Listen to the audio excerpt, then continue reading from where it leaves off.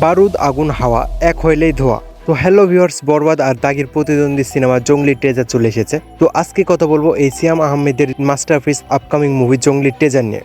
তবে সবার প্রথমে আমার সকল মুভি লাভার ভাইদের কাছে প্রশ্ন, এই ঈদে আপনি কোন থিয়েটারে কোন মুভি দেখতে যাবেন অবশ্যই কমেন্ট করে যাবেন। তো গতকাল এই জঙ্গলি মুভিটির 1 মিনিট 11 সেকেন্ডের একটি ট্রেজার এসেছে, যেখানে সিয়াম আহমেদকে অসাধারণ লাগছে, লুক লাইক পুষ্পা। ওয়েট, এই জঙ্গলি সিনেমাটি নিয়ে অনেকে অনেক ধরনের কথা সমালোচনা করেছিল, যে এটা কবির সিং এর কপি, আবার অনেকে বলেছিল নাকি এটা পুষ্পার মুভির কপি।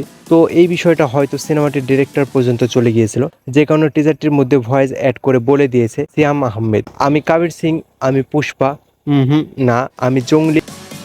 এখানে ডিরেক্টর বুঝিয়ে দিয়েছে যে এই জঙ্গলি মুভিটি কবির সিং অথবা পুষ্পার কপি নয়, এটা একদম সলিড নিউ স্টোরি। তো আরেকটি বিষয় আমার সব থেকে বেশি ভালো লেগেছে, সেটা হলো মুভিটির সিনেমাগ্রাফি, যেটা অসাধারণ কালার কারেকশন করা হয়েছে, যা বাংলাদেশি মুভিতে খুব কম দেখা যায়। আর সিনেমাটির মধ্যে অনেক ইমোশন থাকবে, প্লাস ভাইব তো থাকবেই। আর ছোট বাচ্চাটিকে দেখানো হয়েছে, সেই বাচ্চাটির কারণে হয়তো ফাইট করতে দেখা যাবে, কিন্তু বাচ্চাটির জন্য সে এমন জঙ্গলি হয়নি। তার জঙ্গলি হওয়ার পিছনে আরো বড় এবং অনেক বেদনামূলক পাস্ট রয়েছে, যেটা মুভিটির মধ্যে দেখতে পাবো আমরা।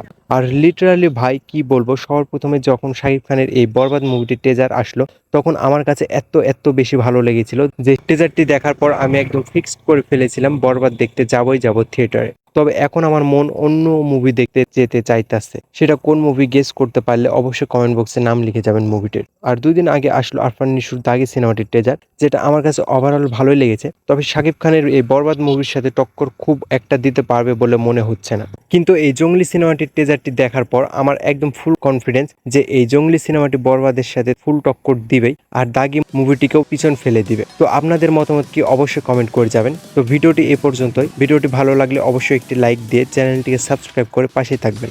ধন্যবাদ।